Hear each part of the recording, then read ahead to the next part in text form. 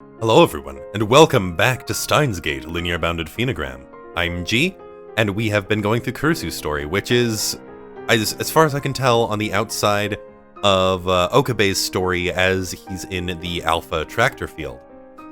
But I think that this is diverging because Kuroki keeps knocking him out, so he can't actually get back to the Time Leap Machine. And now KURISU and...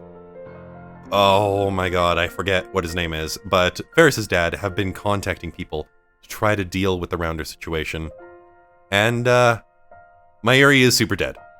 Unfortunately. But, yeah, KURISU has just called her father. So, let's get started. I don't remember most of our conversation, but I was probably babbling incoherently. The overwhelming stress, the years of friction between Papa and me, and the helplessness of being unable to save Okabe drove me to close to infantile regression. I'd let my emotions run wild, something I would normally try to avoid in front of Papa of all people. What I do remember is that I repeated Okabe's name and help over and over. Neither my dignity as a scientist nor my appearance and manners as a member of society remained intact. I was simply overflowing with raw emotion. It's a wonder I was able to communicate anything at all. But during this time I was amazed that Papa was actually patiently listening to me. Maybe my unusual behavior convinced him that something was really wrong. He may have tried to interject at one point or another, but if I didn't hear it. He certainly didn't hang up on me, at least.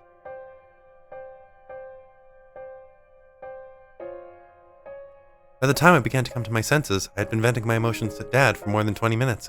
At that point, I was just sobbing. Pa, please. You've got to be kidding. What is this? What do you expect me to do? Help someone I don't even know? My heart grows cold, as if he'd stabbed me with a sword of ice. Time seemed to stand still. I forget how to breathe for a moment, and my lungs struggle for oxygen. May I? Eh? As I struggled to wrap my mind around my father's response, Yukitaka Oji-sama took my phone from my hand. It's been a while, Shoichi. Would it kill you to call your old friend every once in a while? Still stunned, I watch Yukitaka Oji-sama talk to my papa. Between Papa's cold words and my worry over Okabe, I didn't have it in me to do anything else. Kunyan! Ferris-san comes over to me and gives me a hug. But because I still haven't regained my cool, I hung on to her. Ferris-san, I... Just leave it to Papa for now. Kuroki is taking care of Kyoma too. Huh? With Ferris-san's words, I look around the room and realize that Okabe had disappeared. Apparently, Kuroki-san had taken him back to his room from the night before. Well, this would be too much for Kyoma to take right now. It was as if I'd half referred to a child. Okabe's reaction earlier had done something to me. I could hardly bear to witness it. Something in Okabe's mind must have snapped, worn out by the horrors he had witnessed. To cope with trauma like this, people often become numb and nihilistic, or mentally destroy themselves in their grief. Though in either case, the outcome is the same. They lose who they once were. Okabe was simply experiencing the latter. The weight of his grief has even deeply impacted me, and I'm only feeling his suffering by proxy. I never thought anything other than my father could make me give in to my emotions like this. What I'm going through speaks volumes about the tragedy that Okabe has experienced. Hey, Kunyan. Uh-huh. Ferris, seeing that I've calmed down a little, speaks to me, still holding me tight. Yesterday, Kyoma said that he saw Mayuri die over and over. And that he lived through time over and over to prevent her death. Uh-huh. Ferris gently caresses my head and keeps quietly talking to me, patting my back from time to time. So if we tried to do the same, we could save Mayushi, right? Bring a friend back to life. If there were a way to do so, people would reach for it no matter the cost. Making a time machine the forbidden fruit. As a scientist, I understand the weight of what she's asking. But even so, there was only one way I could answer. We'll save her. We'll save Mayuri. I'm sure of that. Perhaps this is how Okabe felt when he witnessed Mayuri's death. My logic and ethics are pushed aside by the dangerous allure of the time machine. Even if I have to risk everything, there is a way to save Mayuri. I will find it. No matter how grave a sin it may be, no matter how it defies the laws of nature, if there is a means to an end, humanity will take advantage. Even if I had to give up my principles, if I can save my Eri, to hell with them. If I can spare Okabe his pain, to hell with them. I'll bear the weight of my sins, I'll accept any punishment, an unacceptable price to give her life back, knowing full well that this defies the natural order. Kurisu-chan. Yukitaka Oji-sama addresses me, still with cell phone in hand. He's still on the phone. You should talk to Shoichi. I got him to agree to help. Huh? Lies. Papa? Help? What does that even mean? Seeing my numb response to his unbelievable words, Yukitaka Oji-sama placed the phone on the table. He then proceeded to turn on the phone's speaker function so everyone could hear. Okay, go ahead. You haven't changed, have you? I can never tell if you're listening or not. Then you managed to flatter people into taking action. Didn't I tell you? That's an invaluable technique in this business. Now, talk to her. Fine. While I haven't fully grasped the situation, Yukitaka Oji-sama and Dad are exchanging words. This is the first time I've heard Papa's voice free from anger or scorn in a long time. Kurisu. Papa? Hearing him say my name so suddenly surprises me, almost making me break out in a cold sweat. What I managed to say barely qualifies as a response. Yukitaka gave me the gist. There's still a lot I don't understand, but it doesn't sound like he's joking. He fell silent for a while. It seemed he was having trouble finding his words. It's not surprising, even I had trouble accepting the phone wave when I first saw it. Between my crying and Yukitaka Oji-sama's persuasion, he does seem to realize that we're not kidding. But I imagine he's finding it difficult to sort everything out in his head. Start from the ground up. Kurisu, did you really manage to build a time machine? Yeah, we built it together. It doesn't really look... Using which theory? Wormhole? Or did you manage to find superliminal matter? You didn't find an antiparticle, did you? Or you could have converted the sun's rays for a near infinite supply of energy, but that's too unrealistic. Which would mean it must be... Pa interrupts my story to start interrogating me. But I couldn't tell if he actually wanted me to answer his questions or if he was just thinking out loud. It's a regular occurrence for scientists, but it was remarkably frustrating in light of what was going on around us. Hey, Shoichi, you're getting sidetracked. Yukitaka Oji-sama apparently felt the same way as I did, and rebukes my father. Maybe he put me on speaker so he could support me this way. I know, Yukitaka, but if I don't understand everything clearly, I can't give you any advice. We can't even make plans. You got a point, but someone's life is on the line. We don't have much time, so please. He was clearly unsatisfied, but he didn't seem unhappy. Perhaps he's taking this more seriously than I expected. Fine. Kurisu, tell me about the principles behind the time machine you've built and what's going on with it now. Right. Although I'm still processing what's going on. Right now, I certainly felt like our shattered father-daughter relationship was beginning to mend.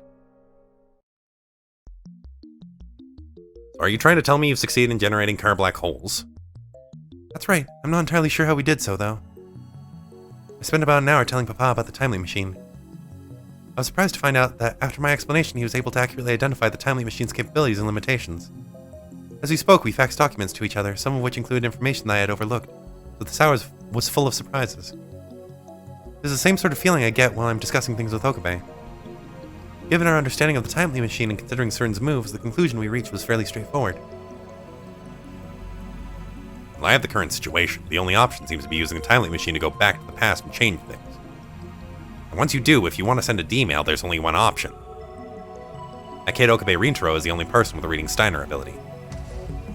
Wait, Papa, that's impossible! I had considered that plan once before.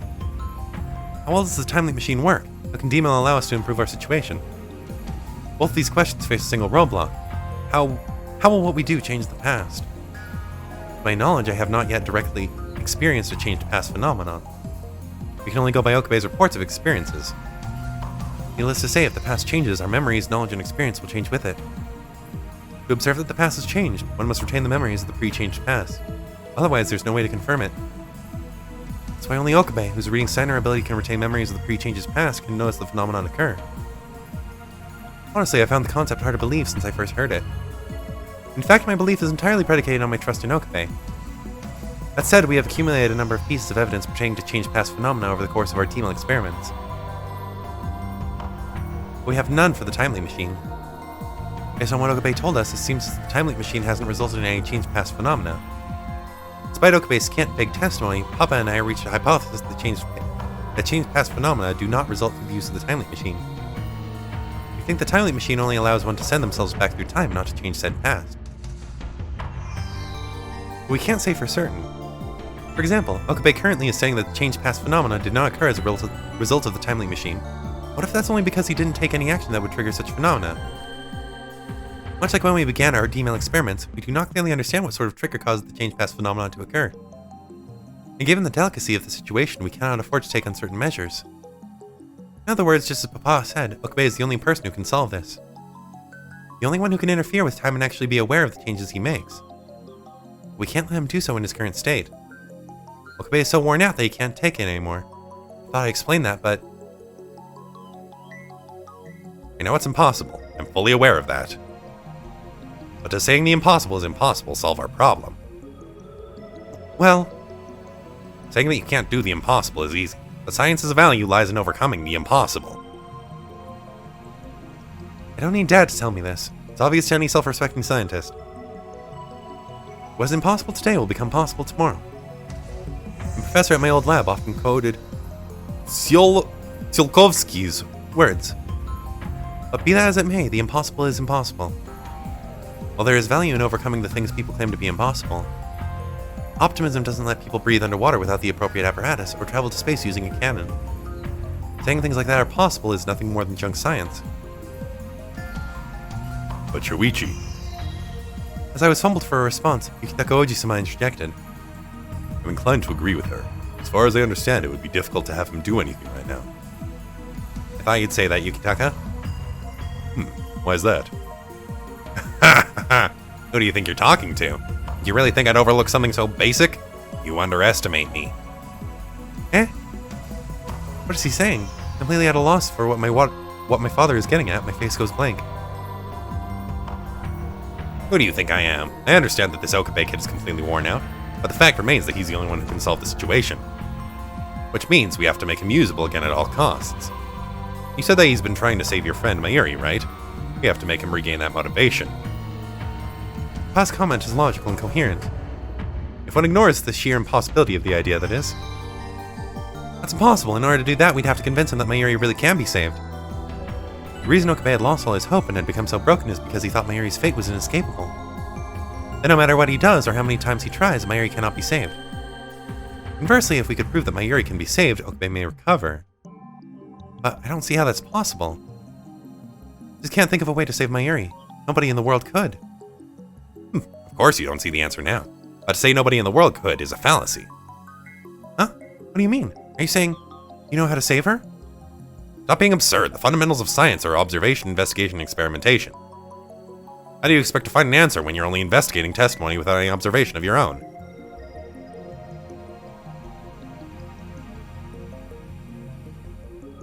Vera-san, Yukitaka Oji-sama and I were all puzzled by Papa's remarks. Still don't get it, do you? Observation is a vital part of your research, but you can be blinded if you're overwhelmed by what's directly in front of you. KURISU, this is your current state.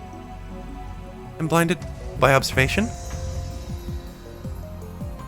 Papa explains. Why can't we find a clue to saving Mayuri? Because we have a severe lack of information. Why is that exactly? Because not only do we only have one source of information, but obtaining clear information from that source is very difficult. In other words, we have not been able to extract sufficient information from Okabe, the person with the clearest grasp on the situation, and has the only one who has observed it in detail. At the end of the day, neither Vera-san nor I have been able to talk normally to Okabe, making us unable to obtain information we could have obtained had he been in a calmer state. There's no contesting that, but Okabe had already been exhausted because of the Rounder's raid by the time we were able to speak with him. Mayuri and Hashida had been kidnapped and taken somewhere out of our reach. I understand what you're saying, Dad, but that's just an armchair theory. We can't get any more information from Okabe. There isn't anyone who could. No, there is. Pa speaks confidently, the way he used to. I haven't heard him sound like that since he answered every question I asked him on my birthday 7 years ago. There is? Who? Who are you talking about, Papa? Do you know them? Tell me! Allow me to clarify. This person does not exist right now, but they do in the past. It's you, KURISU. If you really want to save this kid, you're the only one who can do this. Past? Me? Past. Before Mayuri had been kidnapped. before we encountered the Rounders. Perhaps the me that existed at this point would be able to ask Okabe about the future and find a clue to saving everyone from there. At least according to Papa. Leaping to the past on its own isn't enough to change things. Going back will give you the opportunity to do so. As long as the timely machine only allows you to travel into the past and not change it, things won't get better. You need to trigger a change the past phenomenon. Your job is to provide that trigger.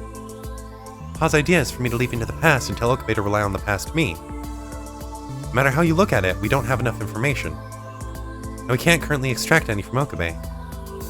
Right now, what we need are information and time. And even after I leap to the past, we'll probably only gain an hour or two at best. Unfortunately, if I try to leap at a time before Okabe tried to break the time leap machine, it may take me a while to figure out what's going on. If I try to time leap repeatedly to make up for that lost time, there's a possibility that I may inadvertently trigger a change past phenomenon. If that happened, I wouldn't know whether the past changed or not because I lacked the reading Steiner ability. That would render our entire plan meaningless. Just because we don't believe the time leap machine causes change past phenomena doesn't give us free reign to make time our plaything. Directly helping Okabe and taking steps to find a clue to solving our problem is a risky, temporarily dangerous proposition. Somehow, I have to convince Okabe to leap back to a more manageable time, and have him tell the me of that time period everything he knows. If the Okabe of a better time can provide me all the information he has, that me will be able to serve as Okabe's guide. In short, there's only one thing we can do, convince Okabe to go and change the past, and in the process, get him to stand back up. That's it. That's right, we may not be able to talk to Kyoma now, but we can talk to the Kyoma from yesterday afternoon. With his information, the past Kurisu-chan can find a clue to get us out of this. Huh. It sounds cruel to say, but in our current timeline, it makes perfect sense that Okabe ended up giving up on Mayuri. I don't blame him, but knowing Okabe, if his past self finds out what happened in this timeline, he will shut down. If that happens, we'll fail all over again. But even if that does happen, I can't blame him. Shock would be overwhelming for anybody. That's why we must eliminate all possibilities that may lead to this. You have exceptional knowledge. You have exceptional theories.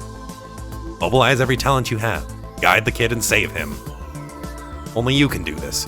You, where you stand, are the only one capable. Only I can do this. Standing here.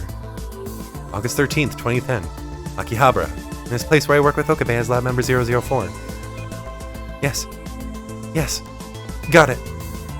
On top of everything else, there are other things that could go wrong. In order to carry out the plan, your past self must believe in his preposterous story. That's right, even if I was able to invigorate Okabe. If he can't receive the support from past me, this will all be for naught. What could you do to make your past self believe something like that? I run simulations in my head. If he were to tell me about the current situation without the despair he exhibited earlier, I wouldn't believe him. There's no question, I would probably laugh it off with a cool story, Otsu. I wouldn't give it a second thought. Frankly, it sounds like convincing myself is the biggest problem of all.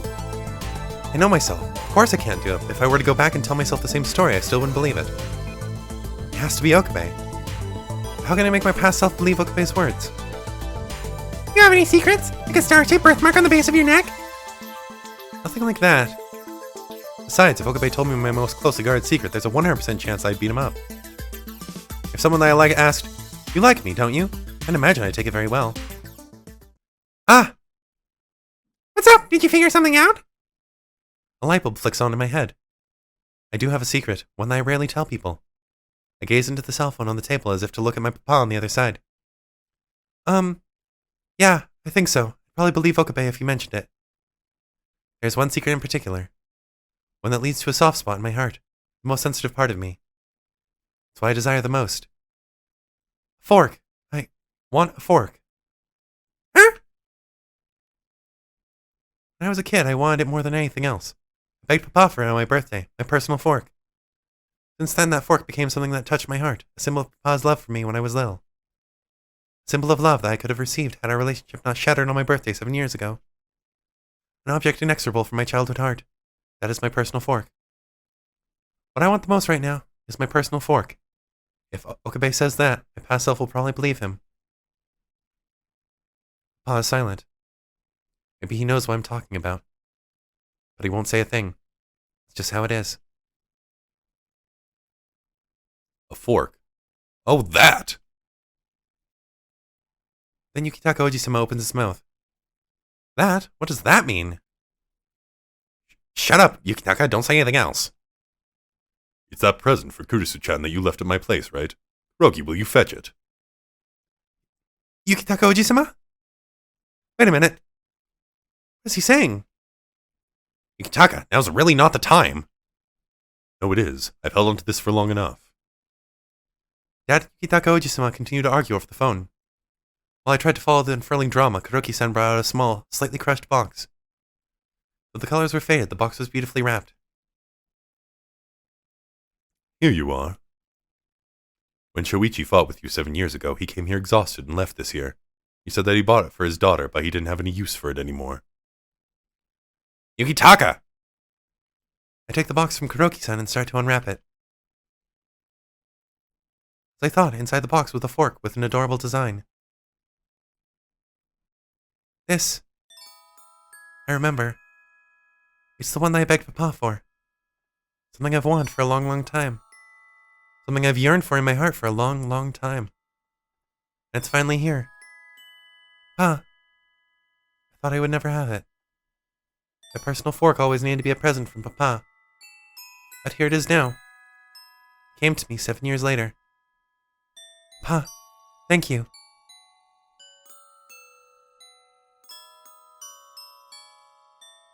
Thank you, Kitaka. He was the one who kept it all this time. Got nothing to do with me. You're not very honest, are you? Yukitaka, just shut up already! Come on, Shoichi. If you don't drop the stoic act, you may end up telling your daughter how you feel in front of her corpse. Pa struggled to choose his words. After a series of tiny groans followed by silence, he finally mutters, If it's that important to you, your past self will surely believe Okabe if he brings it up. This is all I can do for you. Yukitaka, you're gonna have to make up for putting me through this mess. Yeah, I know. Papa! Knowing that the call was almost over, I addressed him one last time. But surprisingly, he cut me off and addressed me. One last thing, Kurisu. That kid Okabe from earlier. Huh? Oh, yeah? When all this is over, drag him out to Aomori and bring him to me. He's got to apologize to me for all this trouble in person. With a final rant, he hangs up without saying goodbye. Papa! Oh, he hung up. Yeah, but it's okay. Somehow, at this very moment, my heart felt refreshed. All this time, I thought he didn't love me. Worse, I thought he hated me, that he'd forgotten about me. Even though he's holding his feelings and emotions back, I'm still getting to see them. This may not be unconditional love, but it certainly was at one point. I examine the fork in my hand and I'm filled with confidence that I was, in fact, loved. He even told me to come visit, so this is only the beginning. Well, who knows if that invitation will still stand once the past changes. I still don't yet understand what sort of phenomenon that Okabe claims occurs when the past changes. I trust Okabe, but it's a subjective, unilateral phenomenon, and as long as it cannot be observed without the reading Steiner, we can do nothing more than guess at its effect. If the past changes and the reading Steiner to activate, does it mean that he travels to another parallel world, or does it mean that our world disappears? If the past changes, what happens to our current memories, experiences, and our feelings? What about each person's individual wishes and desires? If what Okabe says is true, it could be that when the past changes, all current events are rewritten. But there's no telling whether that's true or not. But after all, my feelings still remain. I will definitely go see Dad, with Okabe as he told me. Kunyan's Papa said to bring Kyoma to Aomori. I can't wait. For what? I raise a questioning eyebrow at Ferris-san. Well, Kunyan, you did call Kyoma the person I love, didn't you?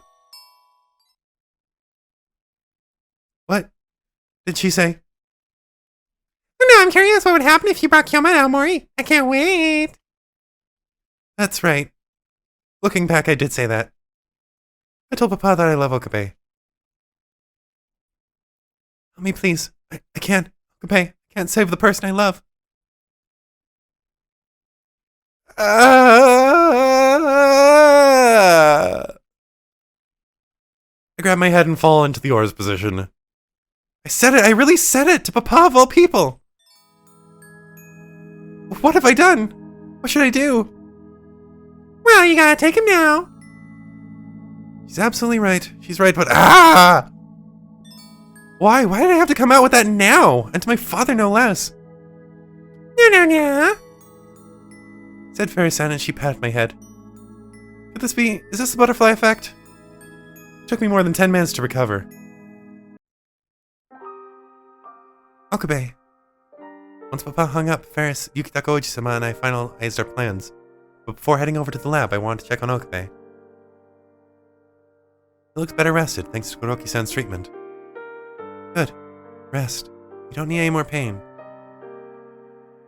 I gently caress Okabe's cheek. Then Okabe shakes his head and grimaces. Mayuri. He must be dreaming. About her. But it doesn't look like a pleasant dream.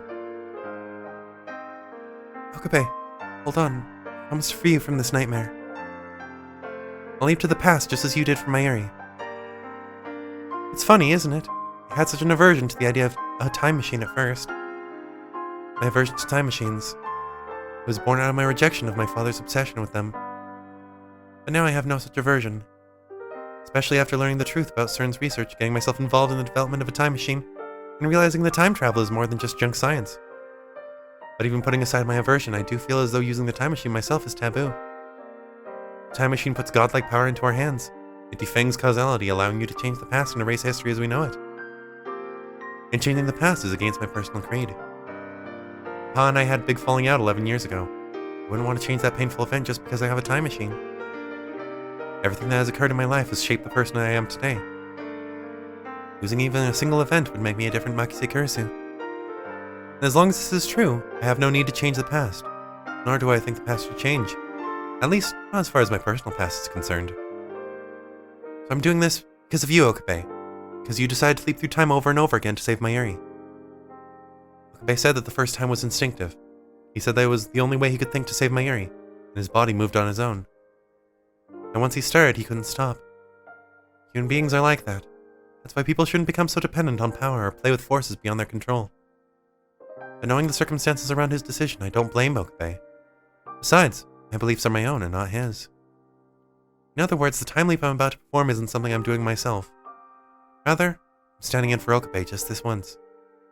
Besides, we had no other option. And if it weren't for Papa persuading me, there's a chance that I wouldn't attempt a time leap after all. Of course, none of that is to say I would put that burden entirely on Okabe.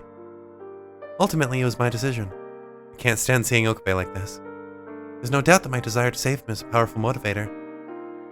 Sometimes one must take action, even if it goes against their beliefs. Well, it's common among scientists. It's the kind of situation I never wish to encounter. But that's why I promised to guide you. For Mayuri, for myself, and for you, Okabe. Oh right, for Hashida too. Though he might be able to escape on his own if he doesn't get killed. Honestly, I'm kind of scared.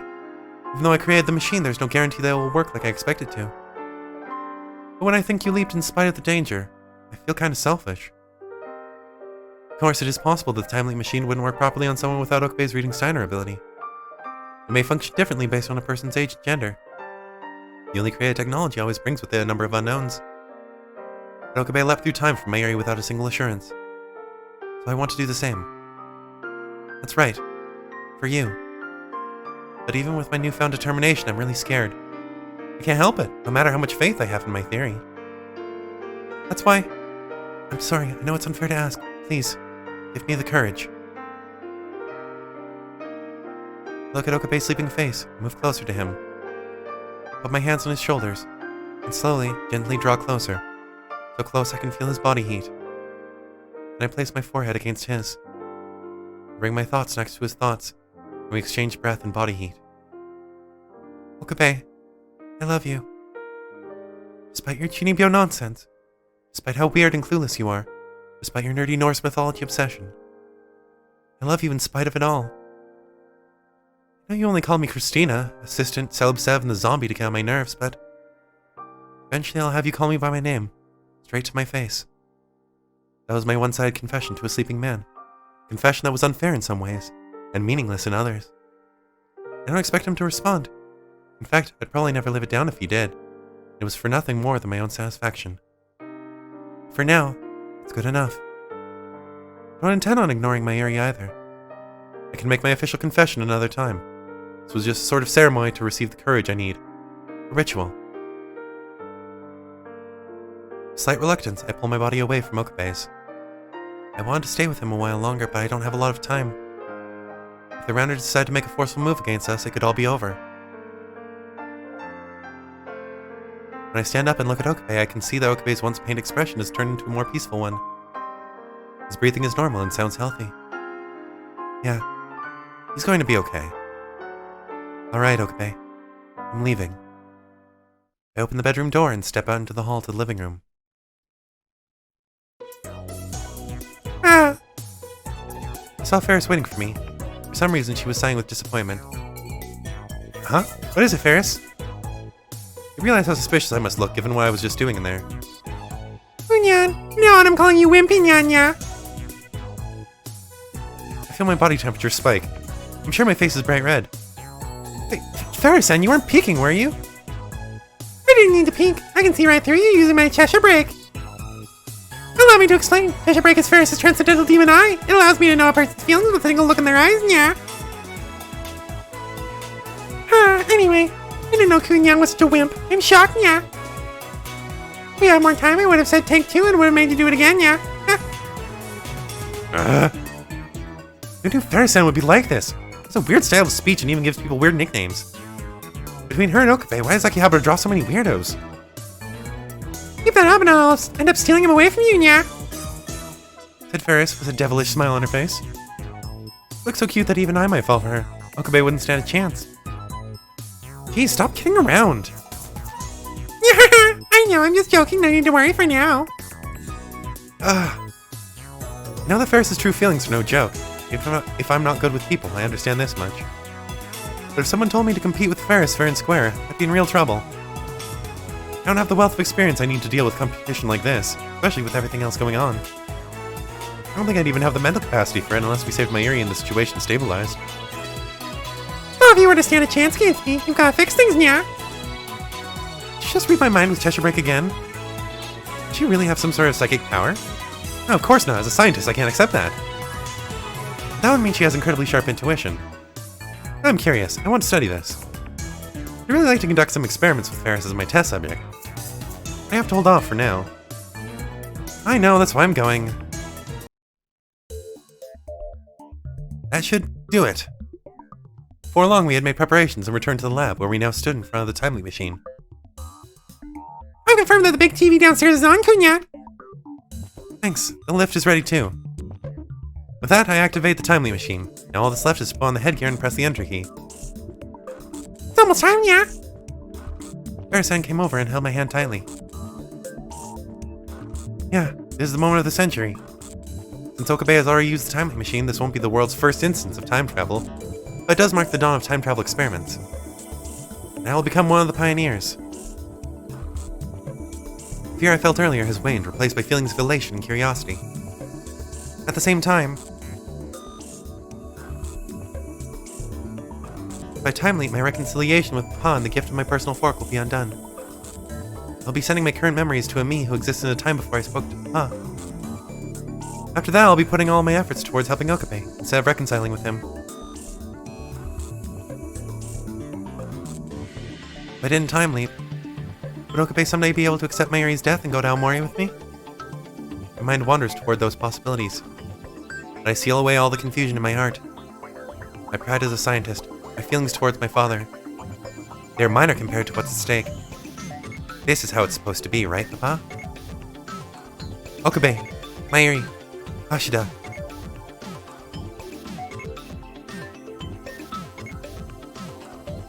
It's all up to me now.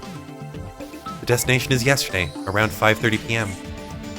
when everything was bathed in twilight. If Okabe were here, he would say I'm going to a place that's neither day or night, but somewhere in between.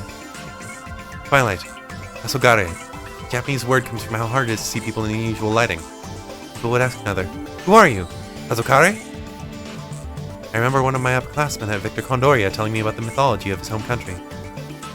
Once upon a time, the god of lighting forged a deal with the demon. The deal read, "The demon shall not day or night be harmed with anything dry or wet."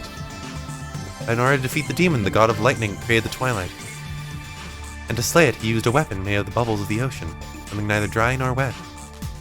In another myth, A demon was said to have obtained immunity to humans, gods, beasts, and other demons, whether day or night, inside or outside. In order to oust it, another god became a fusion of both lion and man, which was classified as neither beast nor human. Entering the twilight, they feared the demon standing in a doorway, neither outside nor in. That's what he told me. Perhaps the moral of this myth is that when you are presented with two losing options, keep calm and think about whether there is a third. By using reason or by thinking outside the box, you can always find a third option. How oddly suited Twilight is to untangling the mess of causality in order to arrive at the correct option. What are you doing thinking of myths at a time like this? I suppose that's just how we are. Most scientists are just romantic chunibyo.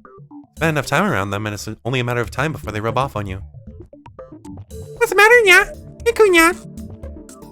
Don't worry, it's nothing. Okay, I'm going to leap now. Take care, everyone. Just leave it to me, nya. I smile at her and put on the headgear. Electricity arcs through the air and my surroundings are consumed by a whitish blue light. The ground shudders below my feet. Let's go! I press the enter key on the keyboard. My body shakes as if I'm caught in the middle of a large earthquake. It's enough to throw me into the air. I felt like my body was about to make the leap along with my memories. No, that's not what leaped. Was it the world?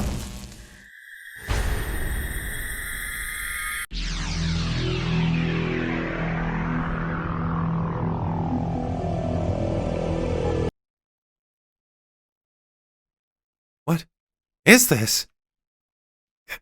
Ah! A ringing in my ear pierces deep into my brain like a metal pair of forceps. It feels as though the cells of my central nervous system are being torn apart in every direction, down to the atomic level. Sight, sound, touch, smell, taste, all 5 of my senses ignore my brain signals and receive information of their own accord. And it's not just my senses. My heart starts acting on impulse, running through emotions until it feels like I'm about to burst. Yes, observe. Observe. Analyze.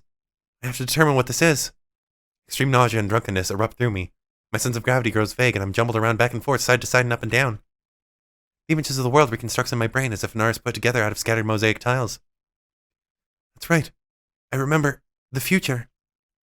This is the worst feeling. The world gradually comes back together. As my vision grows clearer, the mysterious sounds and sensations withdraw as if I'm awakening from a dream. When I come to, I'm curled into the fetal position on the floor of the lab. The rays of sunset beam through the window. We really need to experiment. I didn't think it'd be this bad. Keep that in mind for later. You could ride a roller coaster over and over again and still not feel this sick. This valuable data. I wonder why. Does the brain get confused by memories that theoretically shouldn't exist and force the body through a series of illusions? It can't be a simple physiological phenomenon.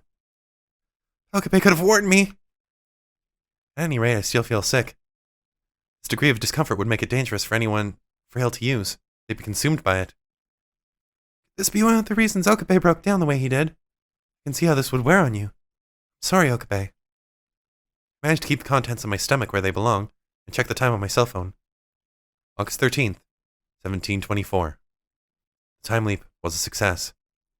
Success being a relative term. I've been in pain for about 10 minutes now. I wonder how it was for Okabe. From what I observed, it didn't look like his time leaps took as much out of him. Did he get used to it? Maybe the effects vary between men and women, or from person to person. Besides, Okabe has the reading Steiner, too. I sluggishly pull myself to my feet. I have to get to the bridge in front of the UPX, like Ferris told me. She's right, Okabe should be there. We only have a couple of hours before my Eri dies. Considering it was around 7 p.m., I have an hour and a half. I have to reinvigorate Okabe and send him to the past within that time. I know that is the only way. If Okabe has to time leap, it means he has to go through this same discomfort. Okabe, I'm really sorry. I'll upgrade it to make it less physically taxing next time. To keep Okabe from getting too concerned, I won't tell him that I performed a time leap to be here. That's the rule. Let's go. Wait for me, Okabe. The effects of the time leap were unexpectedly intense. I didn't expect the road to feel this long. I can normally get here in no time. It takes all my strength just to keep my legs moving, and every breath is a struggle. Eventually, however, I make it to the front of UPX. There! Just ahead of me, I saw Okabe crouched down in the middle of the UPX bridge. Even now, he looked so despondent. It was hard for me to believe that Okabe could look so depressed. For me, this was a mere 20 hours ago, but for him, it could have been a lifetime. Just seeing him like this nearly brings me to tears. But crying now would be meaningless. I didn't jump back in time to cry. I must reach out to Okabe. That's what I should do. Something only I can do. Hey Okabe. Just how many times have you remembered your horrible memories from the future? How many times have you witnessed Mayuri's death? In the middle of the city, overflowing with sounds of joy and excitement, you fought alone. It's reduced you to this. Unable to rely on anyone else, torn apart in body and soul. The agony and despair are breaking you. I'm sorry, I've watched you all this time, but I never realized. So sorry. I'm sorry I made you fight alone. Hey Okabe, I want to see you like this. I want you to call me by those weird nicknames. Assistant, Christina, the Zombie, Celeb Sev. They're annoying. One day I want you to call me by my name, but it's more like you to call me by those nicknames. I want that you back. Hey Okabe, am I going to be able to show you the right path, as worn out as you are? Will I be able to help you? I want to save you. I of course want to save Mayuri and Hashida too, but most of all, I want to save you. I want to hide this feeling from myself. I already opposed my own beliefs for it. I raced reconciling with Papa after 10 years of thinking he hated me. So Okabe, next time, I want you to rely on me. On me, your ally. On me, your assistant. If you do, I will absolutely show you the way. I take a deep breath, suppressing the emotion that almost crushes my heart. I stand in front of Okabe, making my voice not to tremble. What are you doing sitting around, you DQN idiot? When I call out to him, Okabe slowly lifts his head and looks at me with hollow eyes. Oh my god. Oh my god. Vermilion Soteria. Oh my god. Wow. Oh my god, that was the best one yet. Oh my god. Like, even out of the My Darling's Embrace stories, even out of all the rest of Linear Bound and Phenogram stories, that was fucking phenomenal. Oh my god. I mean, it makes sense, you know, she was there at the perfect time, said the perfect things, had the perfect idea. It makes sense that it took some time to come up with. And just like, I remember them talking about the sudden move to Aomori and why they had to do that. And it makes sense, you know, if not Shoichi, Yukitaka, I think was his name, ran out of funding. And he ran out of funding because Ferris was kidnapped by those men who were holding her for ransom. And it just, oh my god, that just like, it just fills in all the little plot details, all the little niche little holes, and I love it so much. Oh my god, that was phenomenal. That was absolutely fantastic. I loved every moment of that. So yeah, now we've got, that is either Mayuri or Ruka, Mr. Braun, Tanoji, and Ferris. Oh my god. Doing the Ferris one is gonna suck. Narrating in the Ferris voice is gonna suck. Oh my god. But yeah, oh my god, that was awesome. I loved that so goddamn much, and I'm gonna end this episode before I gush anymore about this. But yeah, I think that is a pretty good place to cut it. As we move into Spookmas, I will definitely be remembering this for afterwards and carrying on after that point. But for now, thank you all so much for following my playthrough of Steins Gate Linear Bounded Phenogram, and I'll see you in the next episode. Bye now!